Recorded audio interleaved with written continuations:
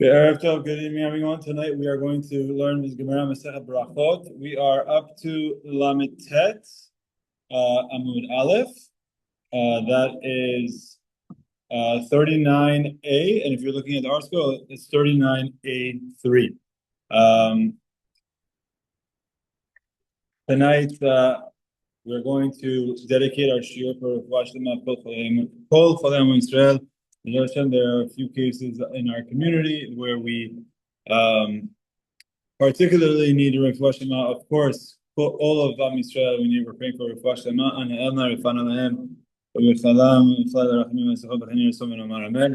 Hopefully, we should have a refuah shema for everyone, and we should hear good news as we enter the new month of Elul. The month of Elul is a time of pushing yourself, and we have slichot. Slichot is an exhausting time, Baruch Hashem, and just getting ready for the Chagim is a very difficult time because it really should be very introspective and a lot of growth. Let's try to learn. Let's learn Torah because Talmud Torah Keneged Kulam, and hopefully this will help give us more zechiyot as we enter Rosh Hashanah Yom Adin coming up. Okay, let's go. We have a few very important things to learn tonight. Gemara Masechet Berachot Lamed Tet Amud Aleph. If you're looking at the art scroll, it's 39A-3. I'm going to share my screen, and we are going to get started. Let's go. I'm excited. We have some nice topics for tonight. And then we will, hopefully, B'ezrat Hashem, maybe we'll speak a little bit about Rosh Hashanah if we have a moment. Okay, here we go. This is a new case. Amar Rebbi Yochanan. So if you're looking at the art scroll, 39A-3 column on the right, Amar Rebbi Yochanan.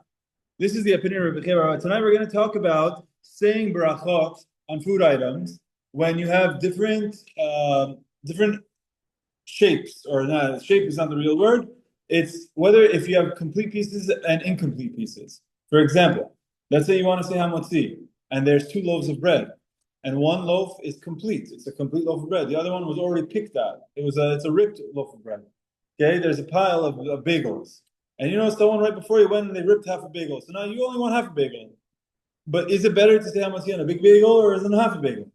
Or let's say, for example, different apples. Let's say someone has a whole apple in front of you and sliced apples in front of you, and you want to eat a whole apple.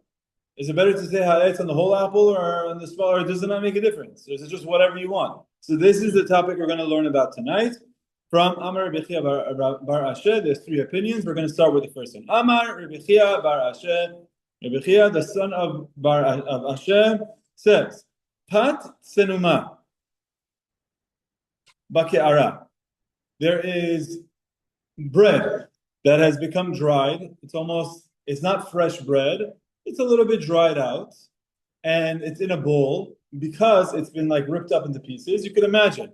Just imagine, on a Shabbat table, you take the challah, you rip it up, and then you collect all the pieces, and now you have a pan or a bowl or a plate of all the pieces. So now you have a plate with small pieces of bread. The bracha on it is Hamotzi. Now, this is not teaching us that the bracha is Hamotzi. We know the bracha is Hamotzi. But what this is teaching us is that you can say the bracha of Hamotzi on this, even if you have a whole complete roll to say it on. Which means you're allowed to say Hamotzi on pieces of bread that have been torn, even if you have the option of saying it on a whole bread. Look at footnote number 40. I'll just read you this thing toward the bottom.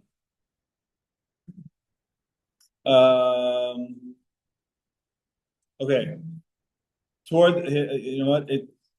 Take my word for it. We're gonna have other comments coming up soon, but that's what it is. You have this hard pieces of bread. It's a little bit stale. It's ripped up into little chunks. It's in a bowl, which means it's not on a loaf. You're allowed to say Hamotzi on that, even if you have the option of saying it on something else. Upliga de Rebbi Yochanan, and Rebbi Yochanan bar Asher argues with Rebbi Yochanan, not bar Asher. It's a different Rebbi Yochanan. What does he say? Damar Rebbi Yochanan. Rebbi Yochanan says, "Sarich shetichle bracha im hapat." What Rebbi Yochanan's opinion is I wish I had a piece of bread with me. But Rebbi Yochanan says no. When you say Hamotzi, it should be on a complete loaf of bread, and you should rip it as you finish the bracha. Sarich shetichle bracha im hapat. The blessing must conclude simultaneously with the breaking of the loaf. Baruch atah Hashem Elokeinu melech haolam, hamotzi lechem min haaretz. So that you're ripping and you're saying haaretz at the same time. One should preferably break the loaf while reciting the end of the blessing, but not earlier. You shouldn't say the bracha before you rip it, and you shouldn't rip it before you say the bracha. But you're ending up, you got to be a perfect at timing. So that's the opinion of Rebbi Yochanan. Rebbi Yochanan says you could choose to say Hamotzi on ripped pieces. Rebbi Yochanan says no, you should take a complete piece and you should rip it as you're completing the bracha. Matkifla Rava says, hold on a second. Why do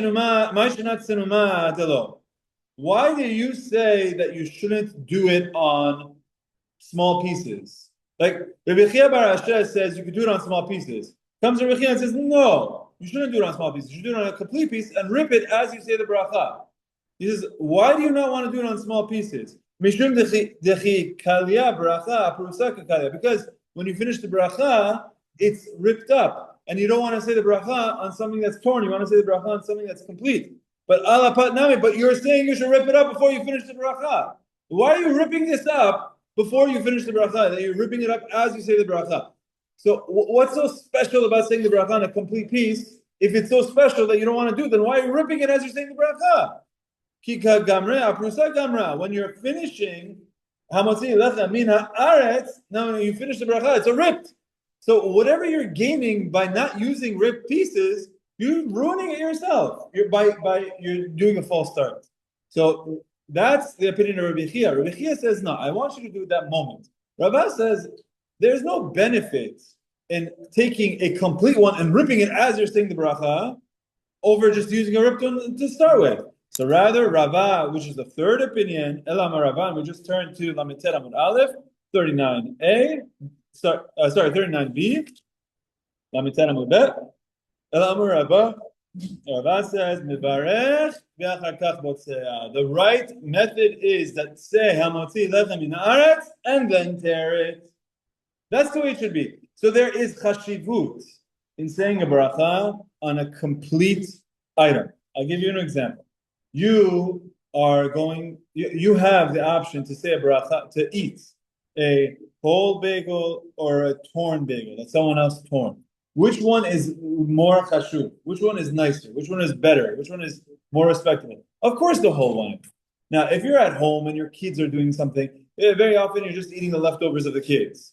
But if you want to talk about what is chashuv, to give a bracha to your Ribono Shel Olam, and you want to say something on most chashuv, then you should take something that's complete. So, the first opinion of Rebbi Yochanan says, doesn't matter. You're saying a bracha, it's okay if it's incomplete. Rebbi Yochanan says, no, it should be complete, and you should time it so that you finish while you're tearing. Rava says, so what did you gain by doing that?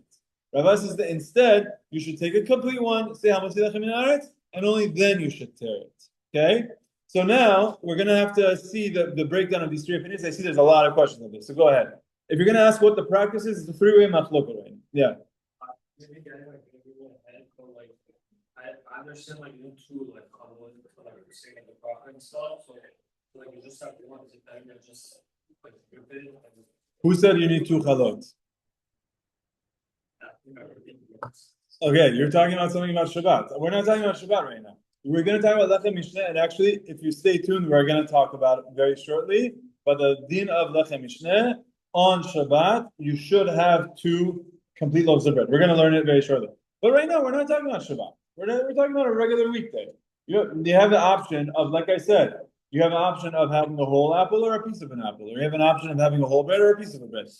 So Rebbi Yochanan Berachot says you can say Hamotzi whatever you want. If you're going to eat the small piece, you say Hamotzi. Why break the big one? You don't need to. You have a small piece, you say it on small. Rebbi Yochanan says no. Take the whole one and rip it as you say it, and then Rava comes and says no. Say the bracha, and only after you go with the bracha, then you should rip it. Yes. Having a conversation having a conversation about you shouldn't make a bracha on a ripped piece of bread. So, if it's all you got, then everyone agrees. If the only thing you have is a ripped piece of bread, everyone agrees you have to say a bracha on it before you eat it. We're talking about, like you said, kedima. You have a preference. This happens. I'll give you. It happens with us. What happens? Friday night or whatever it is. Shabbat lunch. We have chalot. We have, let's say, 5 pieces of pita, and we take one and we rip it up, and you have this and that, and you have a leftover piece. Now Saturday night, you want to have something small. I don't want to have a whole pita. I just want to have a small piece of pita. Okay, I have the whole option of having a whole pita. I have the option of having half one. Is there a preference? So what we're learning now is that Rebbi Yochanan says there's no preference. Say Hamotzi on whichever one you want. Rebbi Yochanan says no, there is a preference to say Hamotzi on the complete one. And so does Rava. Rava says there's a preference to say bracha on the complete one. Where Rebbi Yochanan and Rava argue about is when you're taking the complete one, because that's the preference. Obviously, only if you have it, that's the preference. Now they're saying, when should you rip it? Should you rip it as you're finishing the bracha, or after you already finished the bracha? And that's what that machloket is. By the way, can someone give me a reason why would one opinion Rebbi Yochanan say you should do the ripping as you're saying the bracha, and Rava would say no, only do the ripping after? Very nice. Very nice. Rava is really telling us his train of thought. Why did Rava say rip it only after you say the bracha? This moving. Whole point that no, you can't say it on pieces, bro. You're doing it yourself. Exactly. So Rava's saying, I want to do it on a complete one. If you're saying Hamotzi lechem, you have to wait 1 second. You made it incomplete before you finished the bracha. So whatever you gained by picking this one, you just ruined. So Rava makes sense. Rava says there's chashivut to saying a bracha. Yoni, there's chashivut. This is straight out of Israel. It's been in Israel for 6 months, and he came here. Anachnu shalom, anachnu umdim. No, I'm kidding. But with this first one, he's saying I want to say the bracha afterward. I want to do the ripping afterwards. So Rava makes sense. And Rebbi Yochanan makes sense. He's saying I don't care if it's. And the one in the middle where he says, I want you to say Hamotzi on a complete loaf of bread, and I want you to rip it as you're finishing the bracha. Why would he say that? Let's see if one of you guys could think about it. There's a very important concept here. So you said it. What did you say? You said the concept of hefsek. Hefsek means that when you say a bracha, there shouldn't be any interruption. So when you say Hamotzi lechem min haaretz, what you should do next is eat. What you should do next is not start ripping it up. So what he's saying is, I don't want you to say Hamotzi and then go do some other action of tearing apart. Now, Rava will argue that's part of my eating process. Like, oh, you want me to eat without chewing? Like that's part of the process. This is like, if it was a small piece, then I wouldn't. Right. Exactly. Now, obviously, there's some judgment call here, but a lot of there is something important here. You really should not leave items as a hefsek after you say bracha. You're holding a wrapper, a bag there, right? So you have a packaged consumer packaged goods. You shouldn't open it after you say the bracha. Let me open it now. No, I remember I have a memory from when I was in college. I got like a shawarma once, and the shawarma, they take it, they wrap it up with like a bunch of aluminum foil. And I went and I watched. I came and I said, Hamotzi lechem min haaretz. And I opened it up and I took a bite. And my chavruta said, you should open up before you do it, because you should have it ready to go. So you say Hamotzi lechem min haaretz and eat. So this is where Rebbi Yochanan says, I don't want you to rip it up after you say bracha. So I'm saying, look, say it on the complete thing, and as you finish, rip. And Rava doesn't like that. That's really where we have this machloket going. It's a very important halacha, because there really should not be a hefsek. There should not be a hefsek. And I have to say that sometimes, raise of hands. Shabbat on challah on Shabbat. What Moshe was talking about. When you have Hamotzi lechem min haaretz, if you have the head of the table saying it, I want to know raise of hands. How many people use their hands to tear it versus how many people use a knife? Who uses a knife? No one, not even one. Okay, Ashki is. Sourdough. Sourdough. You don't use a knife either. You use a saw. You need to use a chainsaw for that. Yeah, you need a chainsaw. But you have to use a shinui because it's an election. But then, what about how many people tear it with their hands? Okay, everyone tears it with their hands. So you haven't been to Ashkenazi recently. Yeah, they use a knife.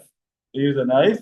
But one thing I have to say is that if you're going to use a knife, but it's taking you, oh, I have one on the next one. Now let me start slicing. And I have to do a slice. I have to do a slice.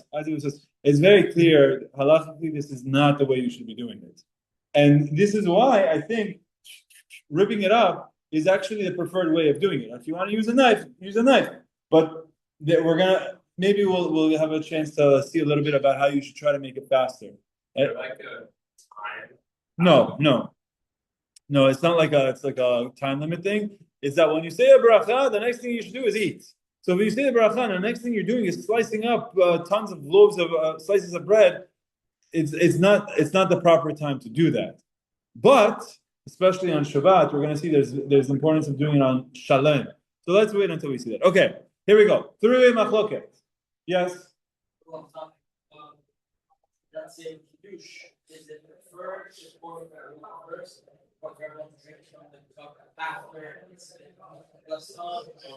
The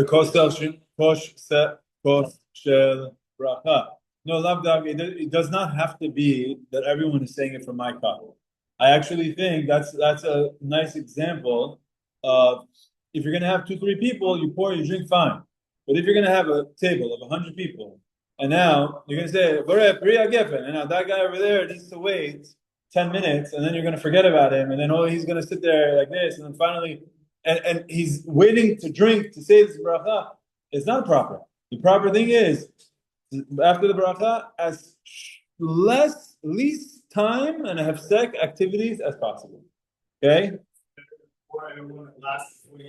Yeah, that's what he's saying. It's better to. Yeah, it's better to. So this way, you see, drink. That is the ideal way to do it. Maybe if it's like you want to have shirayim from the rabbi or something. No, there's no reason to have to drink from the kos shel bracha. No. But should let's say you take that cup should be like a full loaf, no? Yes, for sure. You need to have well. Maybe you pour from that cup into everyone else's cups first, and then say the bracha on your shot glass of wine. Correct. The kiddush needs to have the minimum amount. Okay, let's stay focused here. We're not talking about kiddush. We're talking about hamotzi. So we have 3 opinions. Opinion number 1, Rebbi Yochanan says pieces of bread. Can you say the hamotzi on it? Yes, you can do hamotzi. Now, I'm not saying that the alternative is that you don't say hamotzi on pieces of bread. It's that if you have the option of saying the hamotzi on pieces of bread or a large loaf, Rebbi Yochanan says it's fine to do it on the small, hard, stale crumbs. That's okay. Rebbi Yochanan says do it on complete, but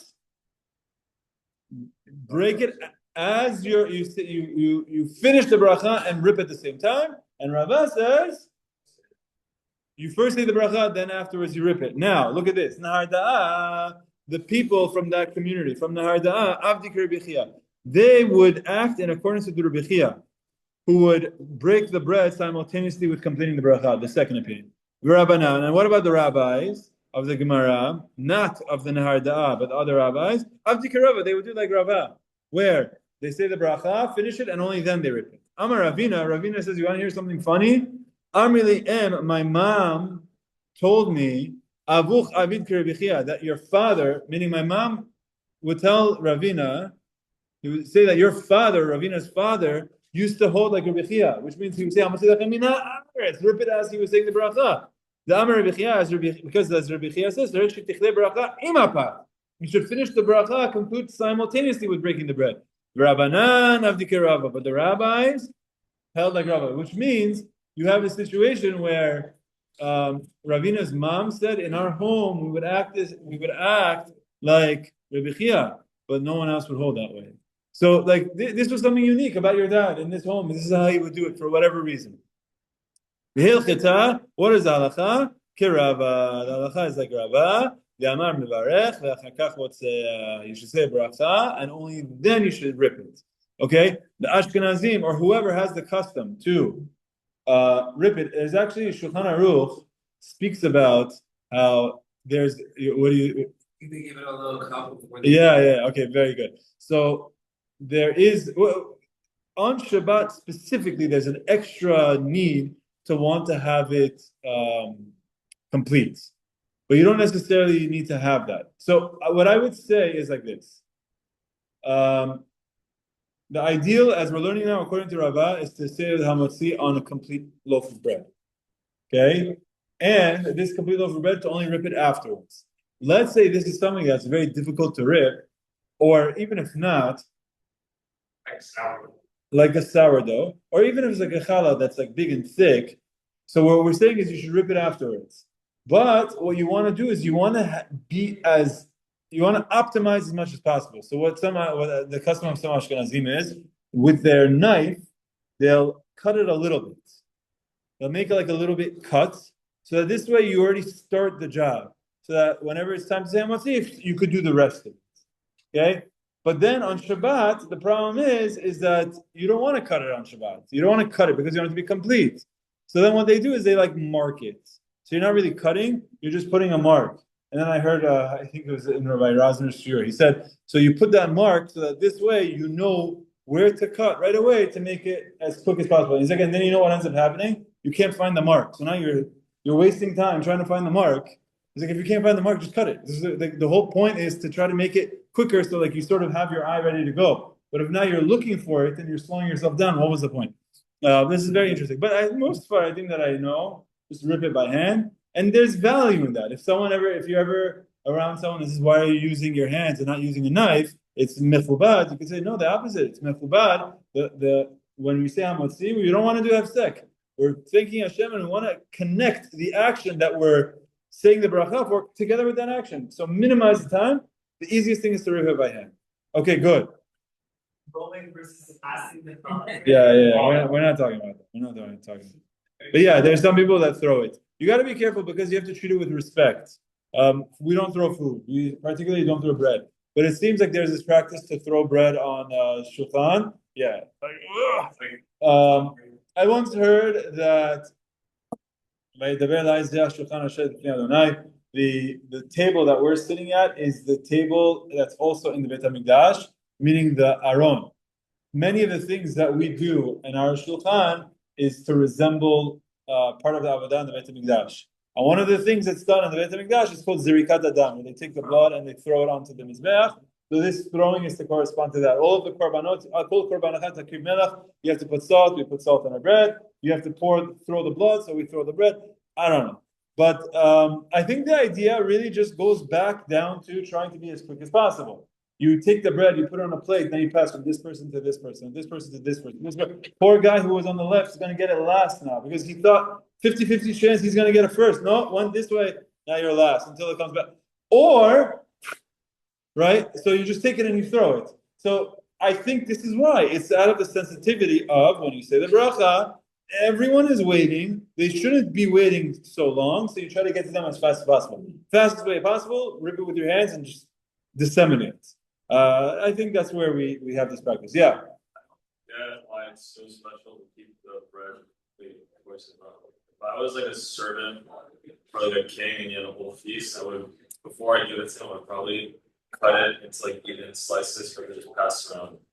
Not just the bracha. I just need to build too. Okay, fair point. So Richard's question is it really so much better to say hamotzi on something that's complete?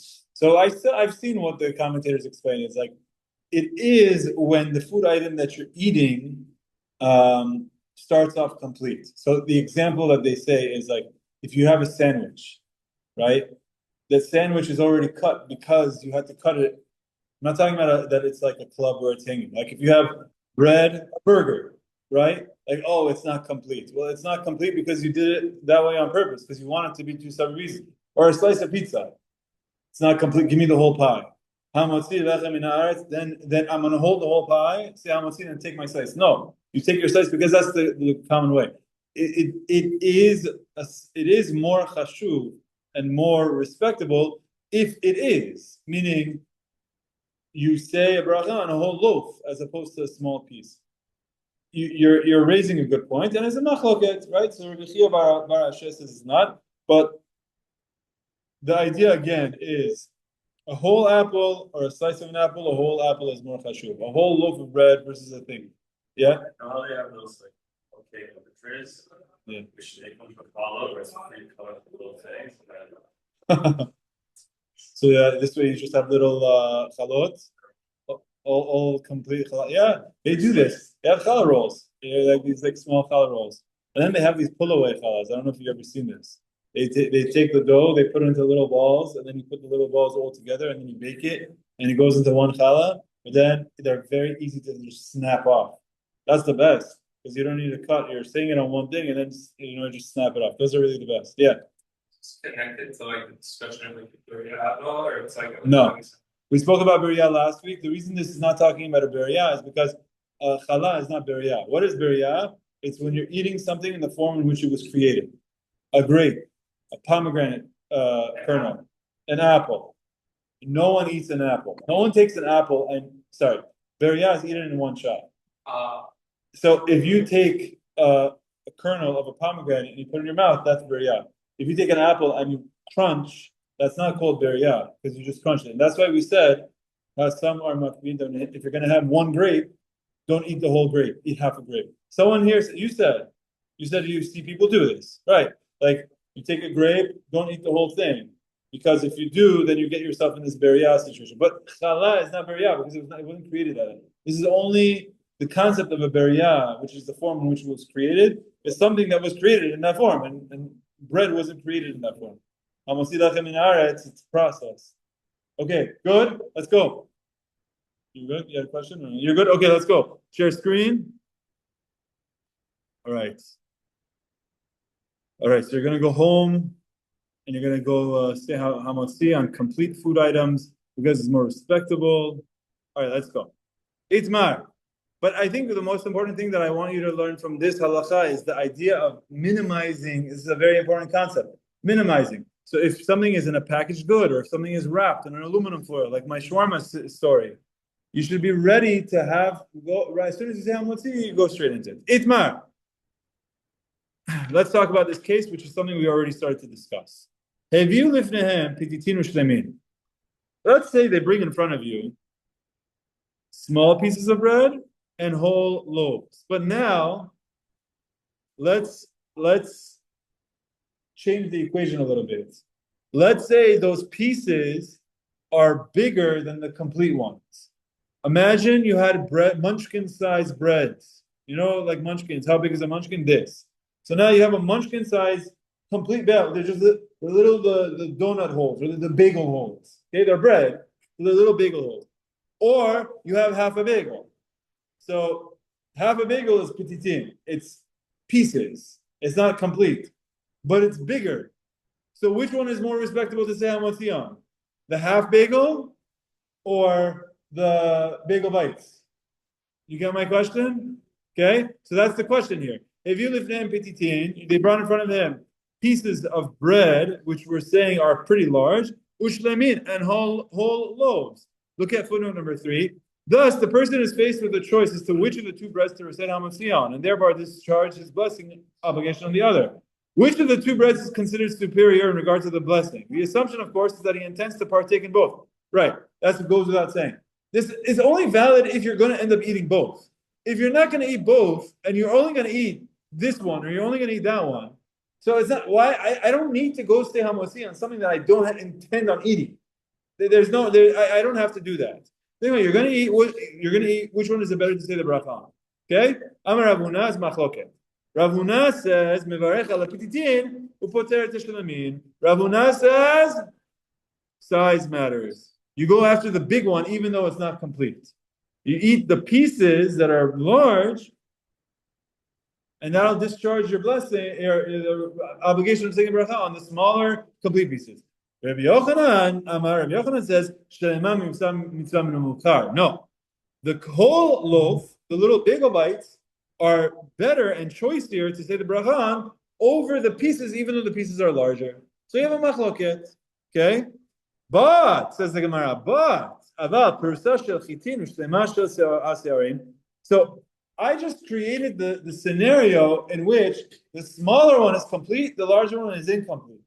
But and I'm saying the larger one is more important, so you have a machloket in that case. But if it had a situation where the smaller one was wheat and the larger one was barley, the larger one has a larger size, but it's barley. Barley is more inferior. You don't want to eat barley bread. People don't eat barley bread.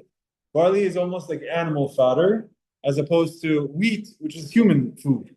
So if you have a complete barley and an incomplete wheat bread, everyone agrees it's preferable to say the bracha on the partial piece of wheat, and that'll fulfill the obligation for saying the bracha on the complete barley. Why? Why is a partial wheat better than an incomplete barley? Better quality food. So you see this idea here that, and we're going to see this more as well. There is a question of kedima, of preference. You're going to be eating two items. You're going to be eating multiple items. Which one should you make the bracha on? We should do the most respectable thing. So if you have all else equal, complete and incomplete, but same size, so complete is better. Complete and incomplete is larger, so now you have a large incomplete piece, it's machloket. But if you have a large wheat piece, a large barley piece and a small wheat piece, then the wheat is going to be better. So you see there's also like the quality of the food that you're eating. Fine. Amar Rebbi Yirmiyah bar Abba. Rebbi Yirmiyah bar Abba says, you know this preference of like a small piece or a big piece or a whole small or an incomplete whole? That's the same machloket we have in other contexts. Ketana, it's like a machloket that we have elsewhere. What is that machloket? Machloket is about teruma. Any kohanim here tonight?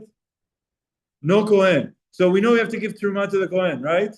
So, Mr. Adalati, with your hands, show me how big is a tomato. Okay.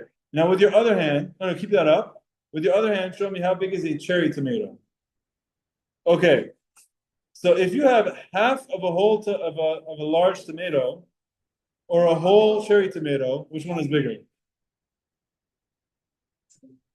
Bigger. Half of a normal sized tomato or a whole cherry tomato? The normal sized tomato is bigger. So you have it. We just constructed a case where you have an incomplete larger food item as a tomato, or a complete, but it's small, like a cherry tomato. So we're going to do that same thing with onion. Okay, I'm just telling you those because those are easy for you to see. But here, Tormin batzal katan shalem, aval lo chatzi batzal gadol. He says if you want to give teruma, it's better that you give teruma on your cherry onion. You find an onion, batzal katan, that's small. Your batzal, right? Basali. Batzal katan. Yeah, everyone batzal different. Okay, fine. Batzal katan, you take a small onion, shalem, that's complete. Aval lo chatzi batzal gadol, but not half of the large onion. Which means it's better to use a cherry onion over using half of a large onion. Rebbi Yehuda says, Lochi, no, I disagree. Ela chatzi batzal gadol, it's better to use the half of the large one. Because there's more there. So that's more chashuv. But maybe this is exactly what they're arguing about. The more savar chashuv adif, one says that the larger one is better. The more savar shalem adif, and the other one says complete is better. So you had the same machloket by the pieces of bread. You had a large half piece of bread or a small bagel munchkin. Which one is better? We had a machloket. So it's okay. It's a machloket also by the onion. The Gemara says, no, that's completely different. When the kohen is standing right in front of you, your kohen is there, and you're going to hand him the food item. Everyone agrees that actually giving him the larger one is better. At the end of the day, the kohen is here, and you're going to give him something. Is it better to give him something this big or give him something this big? Okay, this is a half, but he wants more onion. At the end of the day, you're giving him more. He wants more. Is it better that I give you a whole penny or 2/4? Or I don't know exactly what's the right way of doing this. Half a watermelon or one grape? Okay, half a watermelon or one grape? Exactly. Of course. So it says, if the kohen is there, everyone agrees. Give the larger quantity, even though it's half. So, well, where's the machloket? You're arguing when there's no kohen. So what? We learned in the mishneh. If the kohen is there, you give him the best possible thing, superior. But when the kohen is not there, there's another thing you need to keep in mind. What is that? You need to give that which will last the longest. So what's going to last longer? A half tomato or a whole cherry tomato? So the whole complete one is going to last longer. So that's where the machloket is. Rebbi Yehuda says no. Even still, when you're separating, take the largest amount. So you have a machloket. If the Kohen is not there, is it better to give the one that's going to last longer, even if it's less, or is it better to give more? So what the Gemara is saying is, don't confuse Terumah and Kohen, those rules, with the rules of Chala. So we have this machloket about Chala, which one is better. Fine. The Gemara is now going to tell us, you understand the case. The case is half bagel versus bagel munchkin. Which one is better? Machloket. One opinion is going to say the whole small one is better. The other one is going to say no, the larger half is better. Amar Rav Nachman bar Yitzchak. Rav Nachman bar Yitzchak says, "Virei Shamayim," and if you really fear Hashem, you'll say Yedei. You're going to fulfill both of these opinions. Which is the one we're going to hold like? We're going to try to hold like both of them. How are you going to do that? Manu, first of all, who was this person that was Yirei Shamayim? Mar Berei de Ravina is Mar Berei de Ravina. That's who it was. Mar, the son of Ravina. The Mar Berei de Ravina, what would he do? Dimaniach Prusa betoch hashleimut. This is what he would do. He takes both of them. Take the rib piece, tuck it under the whole piece, ubotzea, and then you just rip off. Either you rip off from the top one, or you rip off from both of them. But whatever it is, if it's you don't know, is it better to say Hamotzi on the big piece or on the small piece? So you know what you do? Take both of them. So now you know you're doing the right thing. If it's better to do it on this one, it's in my hand. If it's better to do it on that one, it's in my hand. And then what do? I just rip both of them. Or I rip off the complete one. I rip off the complete one. And I rip off a piece of both of them. Whatever it is, that's what more Berei Ravina does. Let me just see this footnote for you.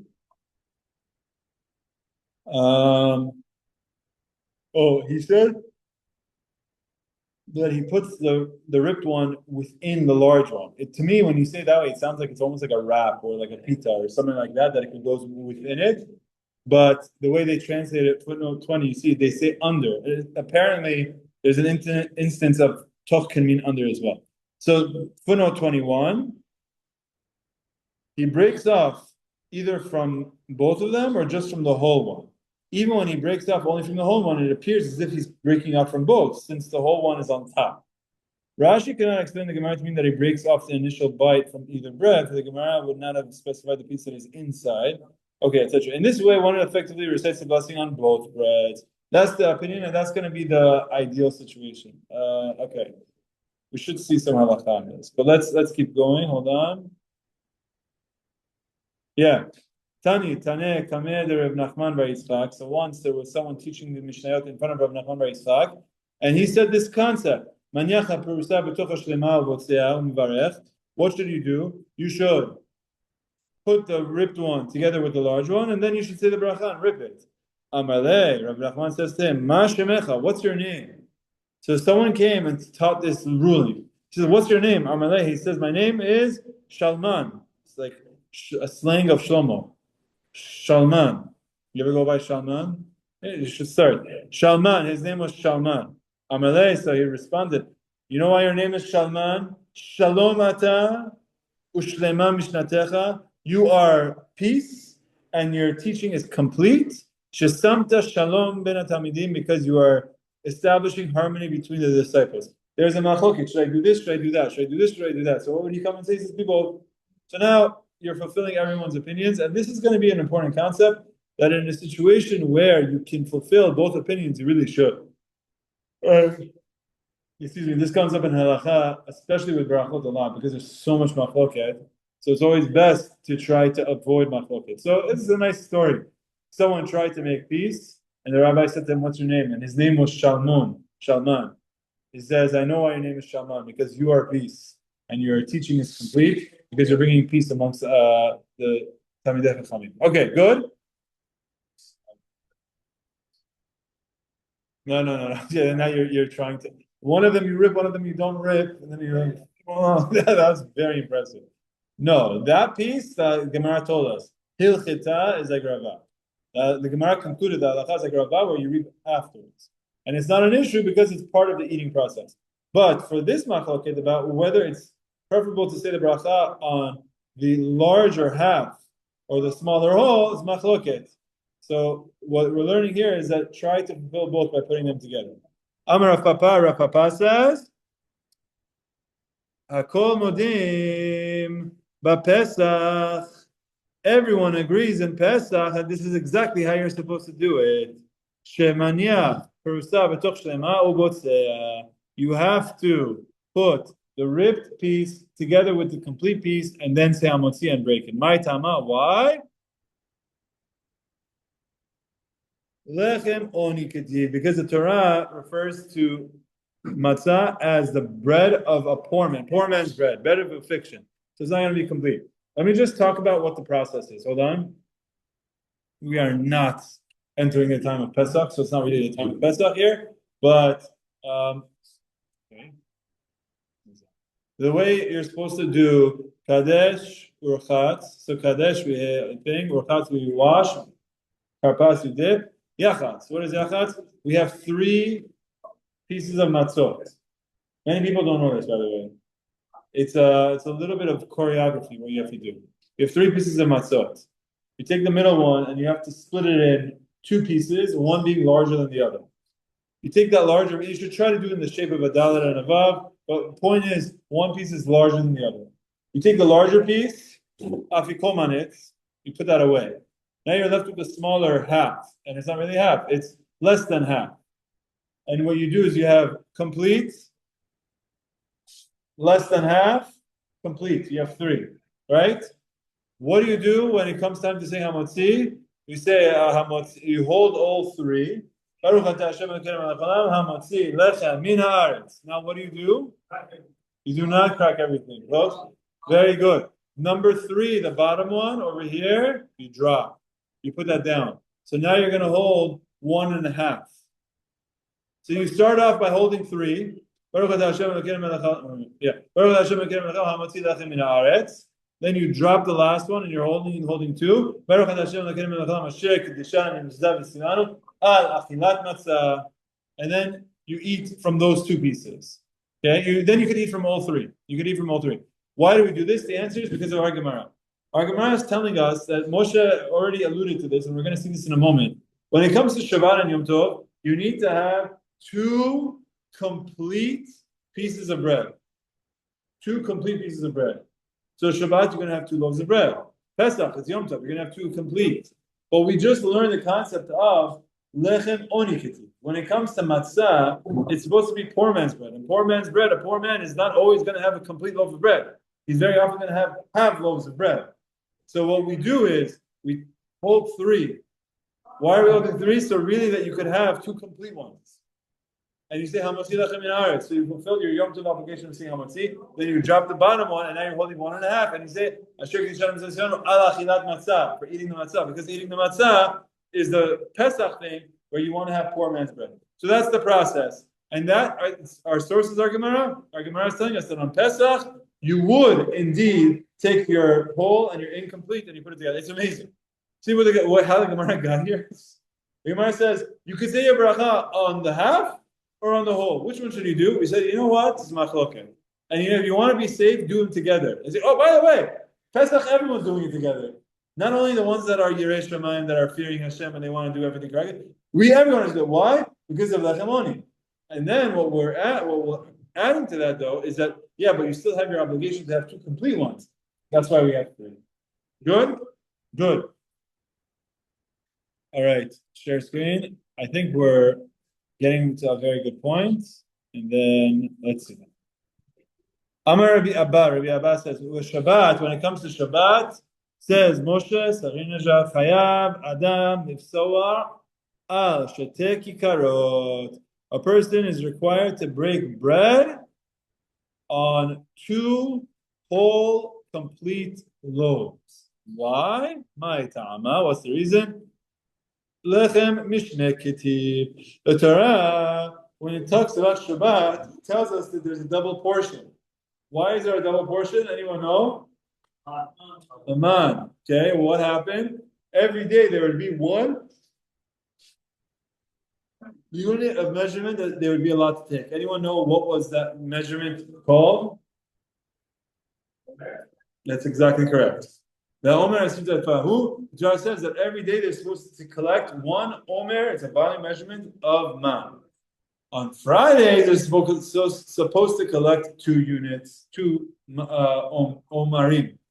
Omers. Why? Because you're collecting double portion, one for Friday, one for Shabbat. To commemorate the preparation of bread in the Midbar, we have double portion when it comes to our meals in Shabbat. Now, for which meals? Really, all 3. When you say Hamotzi on Friday nights, say Hamotzi on Shabbat lunch, and if you say Sudash Rishit, you really should have lechem mishneh for all 3 meals. Okay? What about on weekdays? 1 is enough. You ready? This is where some people get tripped up. Sunday afternoon, everyone gets together for some dinner, and they hand you, they say Hamotzi. Here's 2 pitas. Why? Why are you giving me 2? Because you got a Hamotzi, Berachot. Okay, bracha on Shabbat. It's not Shabbat. You don't have to. If I were you in that situation, it's okay. Just take the 2. It's fine. You don't need to. You don't need to ruffle feathers. It's okay. You just rip up both pita breads. But the truth of the matter is, you don't need to have lechem mishneh throughout the rest of the week. You really shouldn't. Shabbat. You want to make Shabbat special, right? Am I the only one who experienced this? You experience this also. They do lechem mishneh all week long. Just thinking about Shabbat all week long. Okay, so salt is going to be halacham shulchan aruch. So it's not our topic for tonight, but yeah, there's a halacha that you should indeed. When you say hamotzi, you should say it on salt or some mineh liftan, some sort of a spread. Why? Because bread by itself could be a little bit bland. So you add salt to make it easier to go down. In fact, when the Mishnah in Pirkei Avot talks to you about living the most basic lifestyle, it tells you what your diet should be. What does it say? Pat b'melach tochel. Bread with salt. Why bread with salt? Because you can't eat bread without salt. It's like, it's very difficult to eat. So the salt makes it easier to go down. Shulchan Aruch says, but if the bread already has salt within it, then it has. Your chalot, your pitas that you're buying, there's already stuff in there. If you're having challah, there's salt in there, there's eggs in there, there's oil in there, sometimes there's some chocolate chips in there, there's some sugar in there, there's stuff in there. It's very easy for it to go down. And in fact, let's say it's not, let's say it's just water challah, and there's nothing else in there, just water and flour, and there's salt, or there's hummus, and you like hummus. You could say it with the hummus. You can. I remember asking Rabbi Yochanan once, like, salt or hummus? Hummus is better. You're doing hummus. The purpose of this salt is to make it go down b'te'avot, to go down better. This is all pshat, but according to Kabbalah, in Arizal, there's other stuff going on that I don't understand. What I could say is that, how do you do the salt? You guys know? I say you put it on the table and then 3 dips. 3 dips. Why 3 dips? In case you missed it the first 2 times. Yes. Yeah, Rami's like that. 3 drops of water. Maybe. Okay, so this is Api Kabbalah. Api Kabbalah, I believe I saw the Ben Ishai says this, is that the salt should be there and the bread should be dipped and should be dipped 3 times. Why? I don't know. According to Shulchan Aruch, if there's salt in there, you don't need to dip anything. You don't need to add any salt. You could take your salt and pour it on top, and that's enough. Is that not a halachic problem to go with this? Some people put the salt after they say the. It's part of the bracha. It's part of the eating process, so it's okay. But yeah, it's a good point. Wow. Do I even have to put salt in this point? I think. I don't. Like even everyone does it, looks weird if no one does it. So. No, well, okay. I don't know if you want me to go here. You want me to go here, or you want to? Make powdered sugar on top. Not powder, it's like Chunks. Is the dough sweet? Yes, a little sweet. So if the dough is sweet, it's gonna be. You gotta be careful because you might be flirting with the line of mizonot. Meaning, No, it's not like that. it's bread. If you didn't have the sugar on it, it would taste like The dough is bread, but you added something sweet on top. Okay. So then, technically, you wouldn't need to, according to Shulchan Aruch, to add salt to it. You wouldn't need to, but we do it. We do it because of Al Pi Kabbalah. It's good to do it. And Al Kol Korbanachat Takriv Melach. Remember, I said that we try to correspond our table to the Beit HaMikdash. The Beit HaMikdash, they would put salt and everything, so we put salt on everything. Beit HaMikdash, they would throw the blood, so we throw it. There's some other things that we do also, okay? But yeah, there is a very practical aspect to the salt in that you want it to taste good. All right. Good. So, on Shabbat, you got to use 2 complete loaves of bread. Why? Because lechem mishneh. Amar Rav Asher says, Chazina le Rav Kana, dinakit tarti ubatzachada. You know what he would do? I would see that I saw Rav Kana held 2 loaves of bread when reciting the bracha, but he only breaks 1 of them. Rabbi Zera have a batzeh kula sheruta, whereas Rabbi Zera would do something a little bit different. There's actually 2 opinions as to what this is. Let me see this photo. I think I don't know if they brought them here. Okay, fine. So he didn't bring that opinion.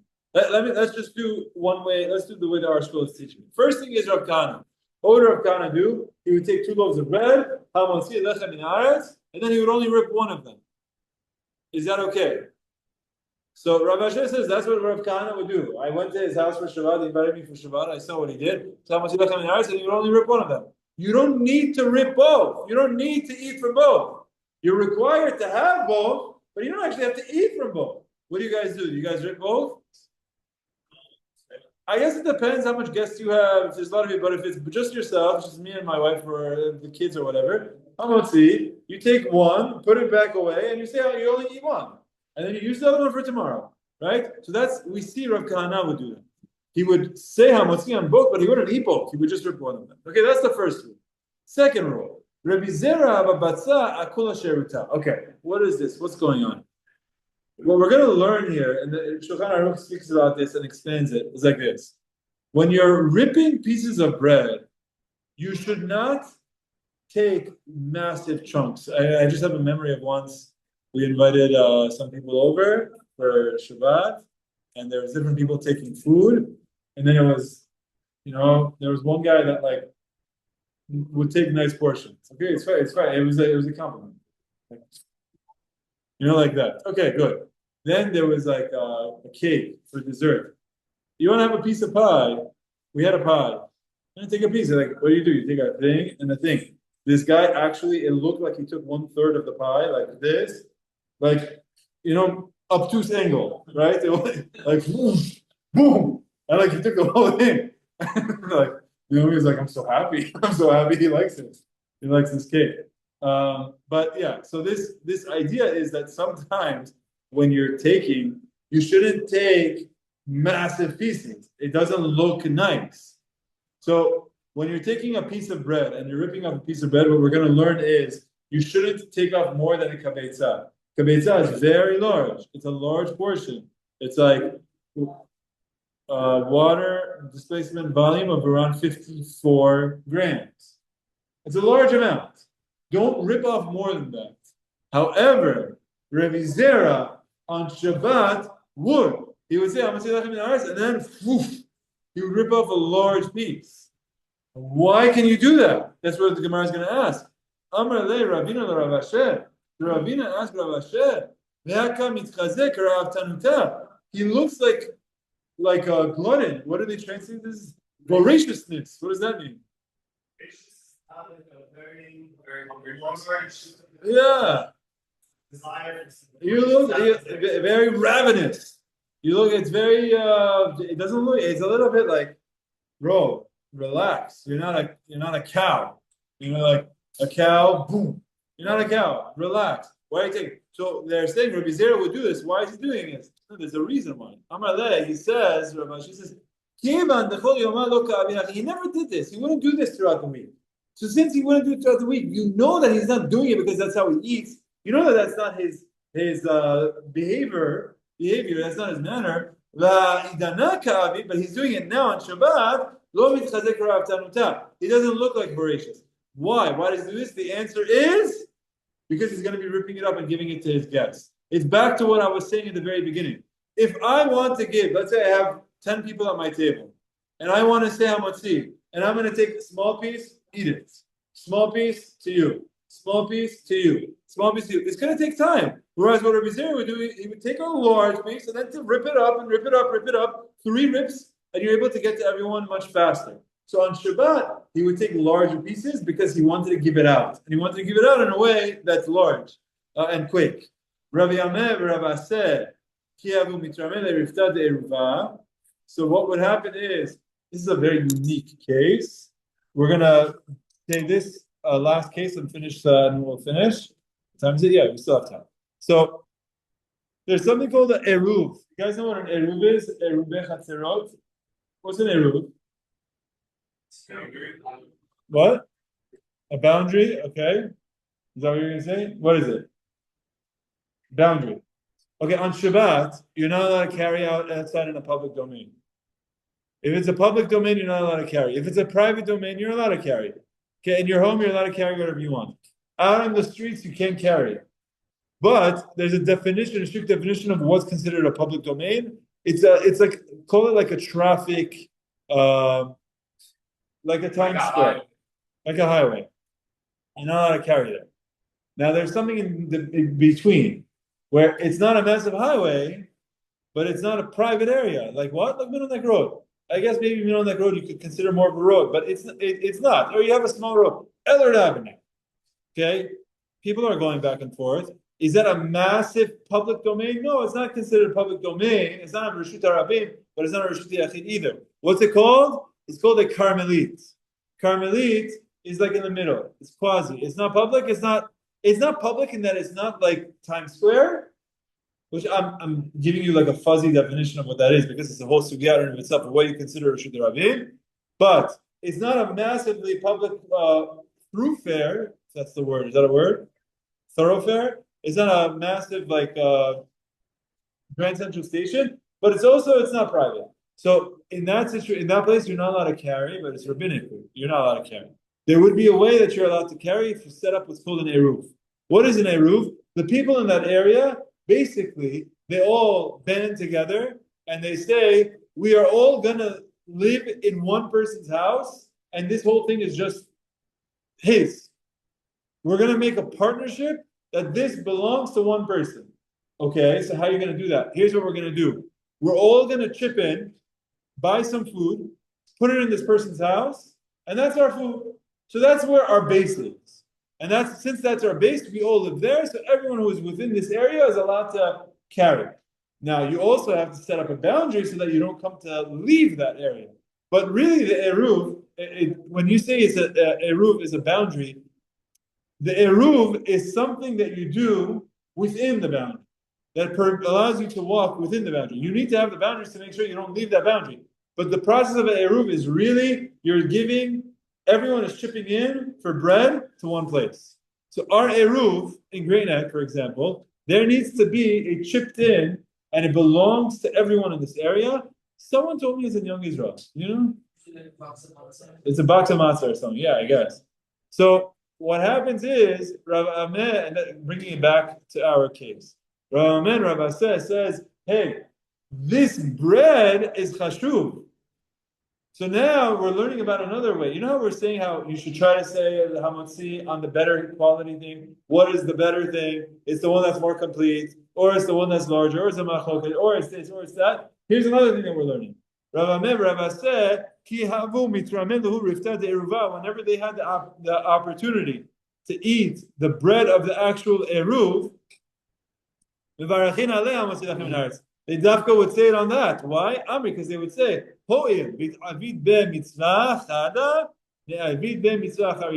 because you did one mitzvah, you said the bracha of eruv. This is allowing.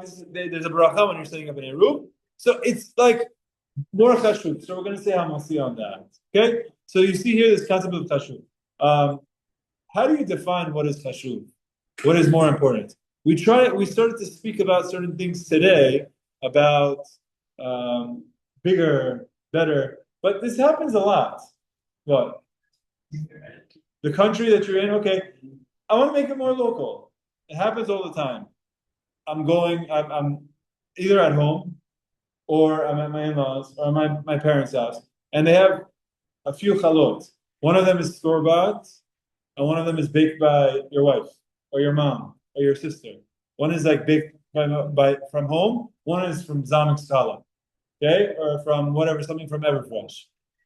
Do you say that the one that's baked by the person that you know is more chashuv?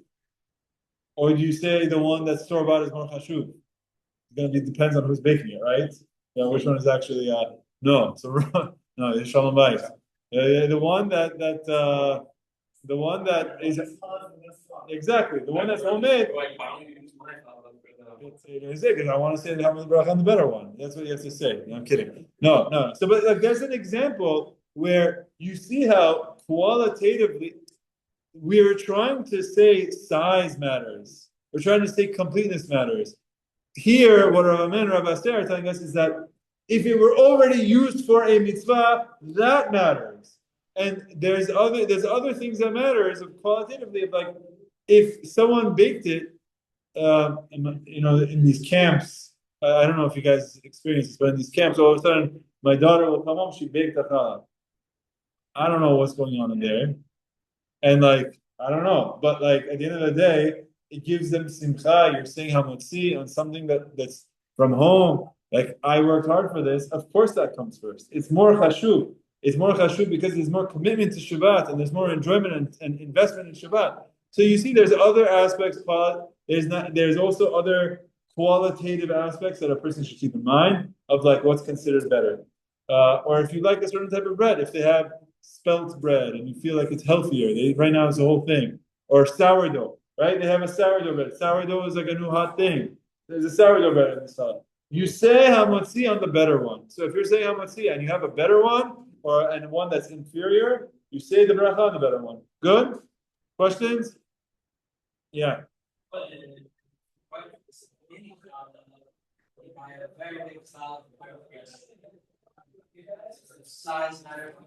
Okay. Extremely simple question. Your wife made a small challah and you went and you got the one from the chuppah. You know the one on the chuppah that's longer than the table? It's like it's Kiryat Yam Suf, the length of Yam Suf that you can walk through it.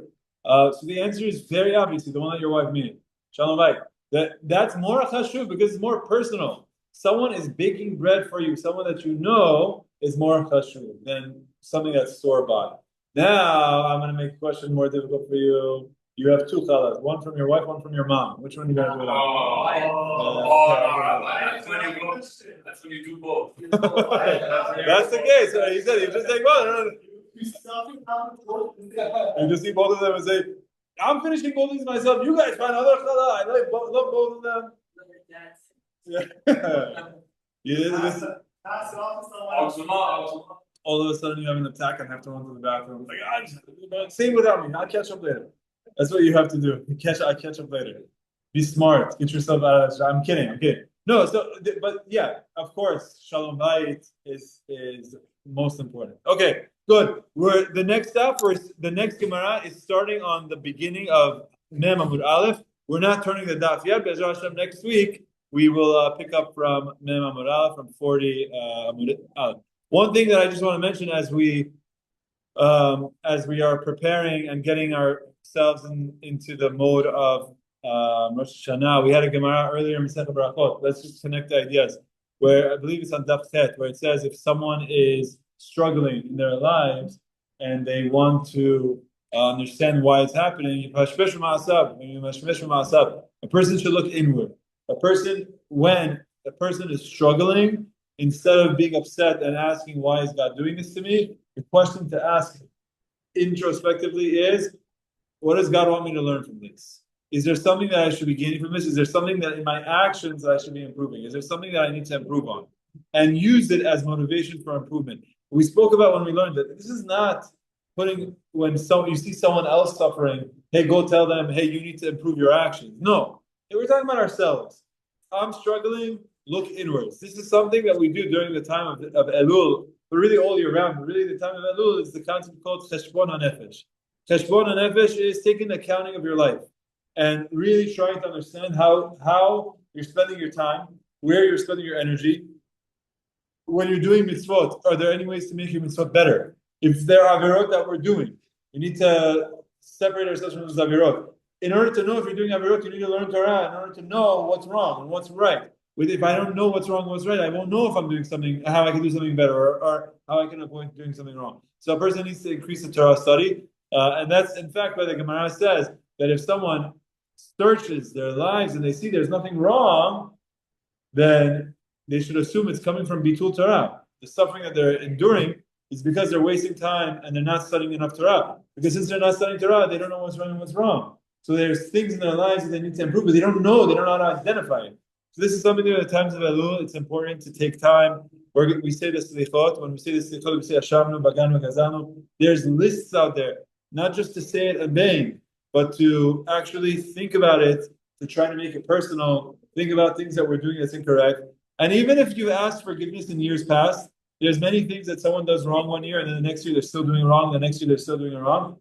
It's important to even if you know that you're not going to fix that, focusing and being honest with yourself. Someone is trying to cover their sins, they're not going to be successful. But one who admits and tries to move on, he'll be forgiven. Hopefully we have the courage to look inward, to try to find things that we need to improve on. And Be'ezras Hashem, hopefully through that admission of what we're doing wrong, and we do the real vidui, may we all be inscribed in the book of life this year. Azak Baruch. Bye. Good.